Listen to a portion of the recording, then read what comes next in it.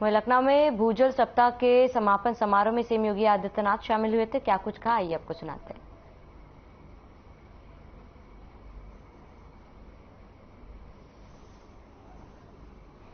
आयुक्त श्री मनोज कुमार सिंह जी,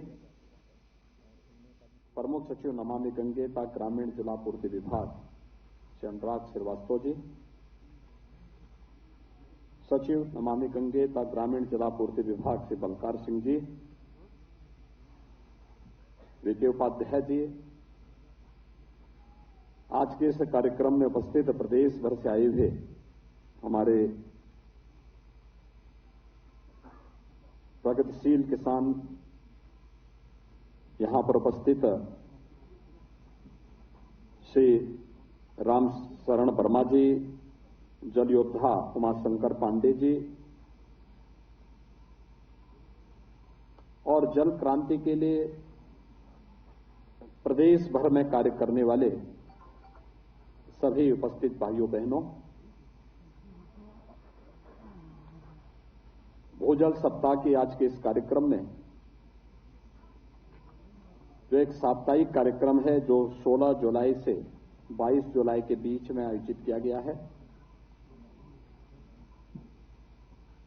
आज हम एक दिन पहले इस कार्यक्रम को यहां पर औपचारिक समापन कर रहे हैं, लेकिन कल प्रदेश के बृहद वृक्षारोपण कार्यक्रम के साथ इसकी औपचारिक समापन होगा। मैं इस अवसर पर आप सबका हृदय से अभिनंदन करता हूं। हम सब जानते हैं कि जल है तो कल है, और भारतीय मनीषा हमेशा से इस बात को मानती रही है कि जल ही जीवन है। जल के बगैर जीवन की कल्पना की ही नहीं जा सकती, और जीवन इसलिए है जो आज है, जब वह बने रहेगा तो वह हमारे कल को भी सुधार लेगा। और इसलिए जल को हमने जीवन के पर्याय के रूप में मान करके ये केवल मनुष्य के लिए नहीं, जीव सृष्टि के लिए नहीं, जंतु सृष्टि के लिए भी जल आवश्यक है। सृष्टि की भू पारिस्थितिकी को बनाए रखने के लिए जल आवश्यक है, और उस पर जागरूकता के लिए आदरणीय प्रधानमंत्री मोदी जी के मार्गदर्शन में, उनके नेतृत्व में यह कार्यक्रम निरंतर आगे बढ़ रहा है। जिस जल की इतनी उपयोगिता है, जिसके बगैर जीवन की कल्पना नहीं की जा सकती, उसके प्रति भी हम कितने लापरवाह हैं, यह वे आंकड़े बताते हैं। जो भूगर्भीय जल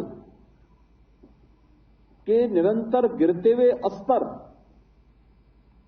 और जहां पे हमारे सामने सरफेस वाटर है भी, नदियां, नाले या तालाब, इन सब को जिस रूप में गंदगी की ढेर में बदल करके या प्रदूषित करने का कार्य हुआ है, ये किसी से छुपा हुआ नहीं है।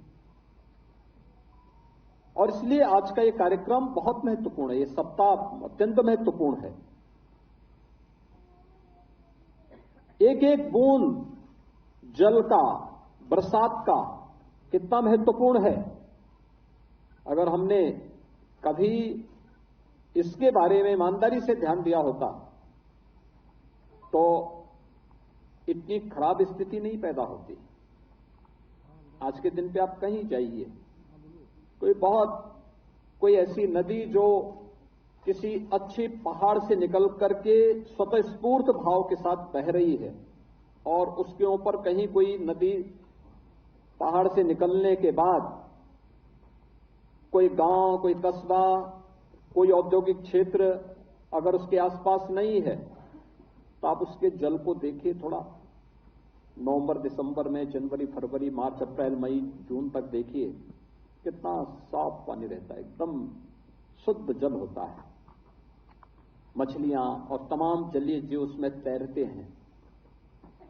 कोई भी जीव जंतु आकर के, कोई भी जीव जाकर के वहां जल ग्रहण कर सकता है। वो नदी या वो नाला कभी किसी को मना नहीं करती। और उसके चारों ओर आप उसकी ओर दोनों ओर देखिए ना, तटों पर कितने बड़े पैमाने पर स्वतःस्फूर्त भाव के साथ जंगल उगता है, झाड़ियां उगती हैं, उस जंगल का संरक्षण होता है। लेकिन जहां पर थोड़ी भी कोई बस्ती आ गई, कोई नगर आ गया, कोई औद्योगिक क्षेत्र आ गया, उसके बाद उस नदी की क्या स्थिति होती है? जल एकदम काला हो जाता है। गर्मियों में मार्च के बाद से लेकर जून तक पूरा जल बदबू करने लगता है, जलीय जीव नष्ट हो जाते हैं, और कोई जीव, कोई पालतू जानवर उस जल को पीता तो बीमार होता है, मर जाता है, और जंगली जीवों की भी स्थिति होती है। ऐसे ही हमारी आवश्यकता की 80 से 90% आपूर्ति भूगर्भीय जल से होती है। भूगर्भीय जल का जलस्तर भी लगातार गिरता जा रहा है। क्रिटिकल, सेमी क्रिटिकल विकास खंडों की और जनपदों की संख्या बढ़ती जा रही है। इन सब से बचने के लिए अनेक उपाय किए गए। जल की हम आवश्यकता के अनुरूप ही खपत करें। वन ड्रॉप मोर क्रॉप का यह अभियान प्रधानमंत्री मोदी जी का वही अभियान है। जल की कीमत को हम समझें। रूफटॉप रेन वाटर हार्वेस्टिंग की व्यवस्था उसी क्रम का एक हिस्सा है। चेक डैम का निर्माण करके हम जल, नदियों के या नालों के जल के प्रवाह को रोक करके फिर जल छोड़ते हुए जाएं, उसी क्रम का हिस्सा है। और आजादी के अमृत महोत्सव वर्ष में हर जनपद में, हर नगर में एक अमृत सरोवर की रचना हो, और अमृत सरोवर में जल के साथ अनेक कार्यक्रम चले, ये सभी उसी अभियान का हिस्सा है। आपने देखा होगा, ये आज की आवश्यकता है। अगर हमें अपने भविष्य को सुरक्षित रखना है, जीव सृष्टि को सुरक्षित रखना है, और जंतु सृष्टि को, जीव और जंतु की सृष्टि को वास्तव में सुरक्षित रखना है, अपनी धरती को जीव जंतुओं की सुरक्षा की दृष्टि से सबसे उत्तम ग्रह के रूप में स्थापित कर रखना है, तो हमें आज इसके बारे में सोचना ही पड़ेगा। अन्यथा आप देख रहे होंगे, प्रकृति की मार जब पड़ती है तो मार कितनी खतरनाक होती है। आप देख रहे होंगे बरसात की स्थिति, कहीं पे तो बाढ़ आई हुई है और कहीं पे सूखा पड़ा हुआ है। प्रदेश के पश्चिमी क्षेत्रों में आप देखेंगे पानी पानी है, लेकिन अगर पूर्वी क्षेत्र में आप देखेंगे पानी का कहीं अता पता नहीं है।